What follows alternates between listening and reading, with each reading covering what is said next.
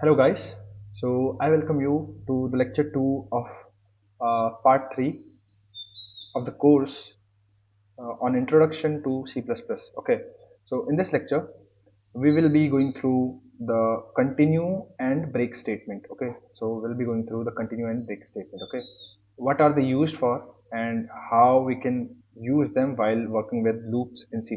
Okay, so we are now already familiar with for loop, while loop, and do while loop, right? We are already familiar with these three types of loops. Okay, so now what we need to know is that how and why we use continuous statement and how and why we use break statement. So first, let's uh, let's go to break statement. Okay, let's read about break statement now. So break statement, okay, a break statement is used to exit the loop. Okay, let's suppose we have a for loop. Okay, for int I equals to 0. Okay, I is less than uh, let's say less than equals to 5, I plus plus. Okay, and each time I is less than equals to 5, we print I. Okay, but before printing I, we put a condition that if I is equal to 2, then in that case we break. Okay, we break out of the loop. Okay, otherwise what we do is we print. Okay, sorry, let me erase this. Okay, so otherwise we simply print the value of I. Okay, and L. Okay, now how this program, how this for loop executes. Okay, so let me dry run this, okay, for you. So in the first case the value of I will be 0, right? So 0 is obviously less than equals to 5, right? So what happens is uh, we'll go inside the for loop. Okay, so if I, whether we'll check first that if I is equals to 2, so I is 0, which is not equals to 2 obviously. So this block is not going to execute. We directly go to this statement and hence I gets printed. So I'll write output here. Okay, so this is the output. So I gets printed, so I has the value 0, so 0 gets printed. Now in the next iteration the value of I is incremented first. Okay, so now I becomes 1. Okay, I becomes 1, I is incremented by 1, right? I told you that this post increment is similar to I equals to I plus 1, right? I equals to I plus 1. Okay, so it gets incremented by 1. So now the value of I becomes 1. Okay, so 1 is still less than equals to 5. So we get inside the loop, we check whether 1 is whether I is equals to 2, which is not, because I is 1 and it is 1 is not equals to 2. Okay, so we do not go again, we skip this if block, and we directly go to this statement and we print the value of I, which is 1 now. Okay, now in the third case, okay, now the value of I again gets incremented. So in the third case the value of I becomes 2. Okay, so what happens is 2 is still less than equals to 5. So we get inside this for loop, and here in the statement, the condition of the if statement satisfies. Okay, so I is 2, which is obviously equals to 2, right? So we go inside this if block and there is a break statement. So this break statement, what it does is that it helps us, it exits the loop. Okay, so the control goes out of the loop. Okay, and hence no further iterations are done. Okay, like we won't check for I is equals to 3, I is equals to 4, I is equals to 5, since we already break out of the loop. Okay, so this will be the output. So let me take you to the Visual Studio Code now and let's write the code. Okay, so let's write the program. So let's say break, we call it .cpp. Okay, let me write the boilerplate code. Let's write the boilerplate code first. Okay, so okay, okay,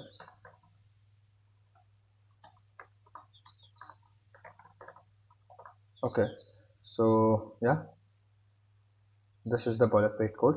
So let's say we write a for loop here, int I is equals to 0, okay, I is less than equals to 5, okay, I plus plus, and we write a condition, okay, that if the value of I becomes equals to 2, then in that case we will break out of the loop, okay, okay, otherwise we print the value of I, okay, okay.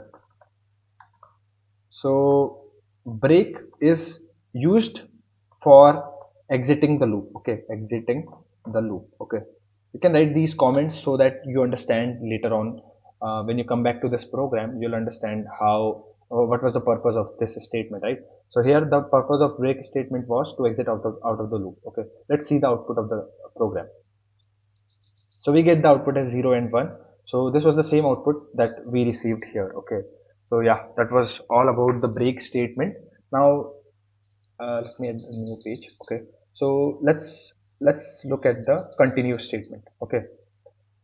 We already got to know about the purpose of break statement. It helps us to uh, break out of the loop, okay. You can use any condition in the if block, and if that condition satisfies, we break, okay. So you can use the break statement that way, okay.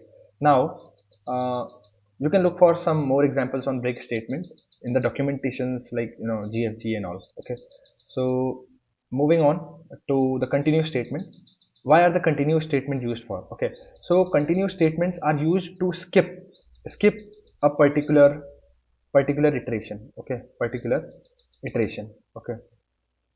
So what does it mean? Okay, so let's suppose we have a loop, okay. For let's again take the example of for loop. You can use these statement with while loop as well, and as well as do while loop, but I'm using for loop only.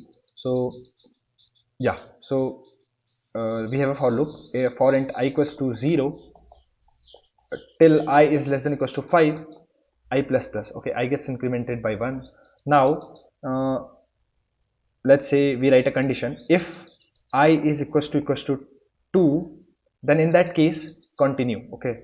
I write, instead of break I write continue, okay, and otherwise I simply print the value of I, okay, okay.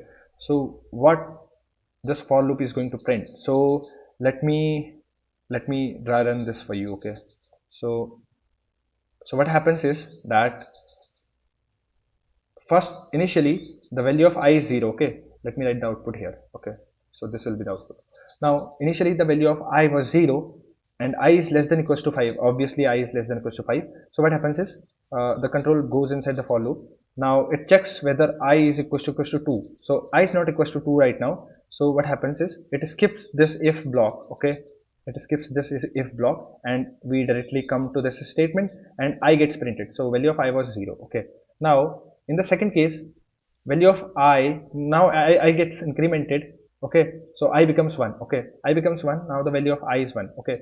I is still less than equals to 5, so it goes inside the for loop. We again check for this condition whether I is equals to 2. So I is still not equals to 2, so this if block gets skipped again and we directly move to this statement and I again gets printed, okay. So 1 gets printed. Now the value of I is incremented to 2, okay. uh, okay.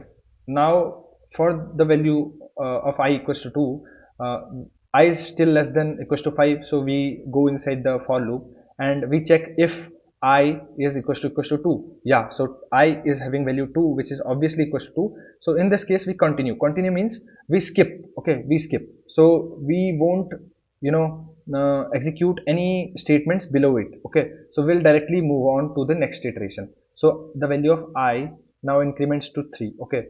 So I becomes 3 now, okay. Now we check, we come inside the for loop. 3 is because 3 is still less than equals to 5, we come inside the for loop and we check whether I is equals to 2. Now the value of I is 3, which is not equals to 2, so we skip this if block, okay, this if block, okay. So continuous statement is also skipped, okay, and we print the value of I. So 3 is printed and finally now the value of I again gets incremented, so it becomes 4. I becomes 4 now and 4 is still less than equals to 5, so we come inside the for loop and we again check if I is equals to 2. I is having a value 4 which is not equals to 2, so we skip this if block again and we move to this statement where the value of I gets printed. So 4 gets printed. Now the value of I again incremented, so I becomes 5. Okay, finally, so I becomes 5. Okay, now we again, 5 is less than equals to 5. 5 is not less than, but obviously equal to 5. So again the condition satisfies, so we go inside the for loop. Inside the for loop we check for whether I is equals to 2. So I, which is 5, is not equals to 2. Okay, so we skip this if block again. Okay, and we execute this statement again. So 5 gets printed again. Okay, I gets printed and the value of I was 5. Okay, now I becomes 6. Okay, now I becomes 6.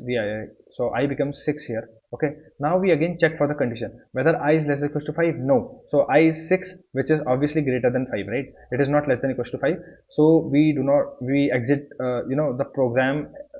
The control goes to the end, okay, out of the loop, and the program terminates. Okay, so this is the output that we are going to get upon executing this for loop. Okay, so let me write this program for you. Okay, so let me take you to the Visual Studio Code again. Okay, instead of this, if we write continue here. Okay, let's see what is the output. Okay, so the output is going to be 0 1 3 4 5. Okay, this was the same output that I already written. Okay, I've already written before. Okay, so 0 1 3 4 5. Okay, so yeah, this was all about the break and continue statements in C++.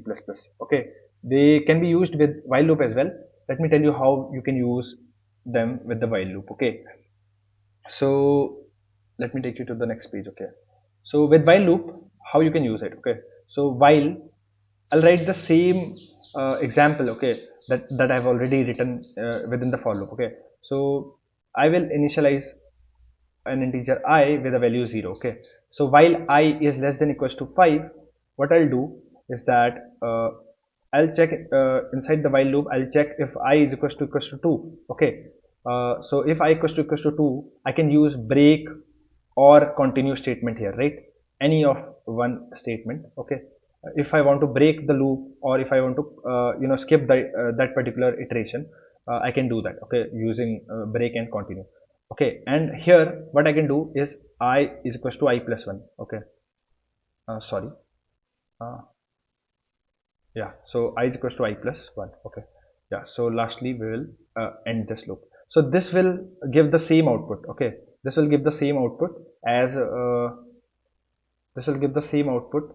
in both the cases. Okay, in the first case it will give the output as 0 1, and in the second, if we are using the break statement. Okay, with break statement, if we use break here, so it is going to give this output, while if we use continue here, it is going to give us output as 0 1 3 4 5. Okay, this we get with continue. Okay, yeah, so this is how we use break and continue statement within the while loop. Okay, so that was it for this lecture.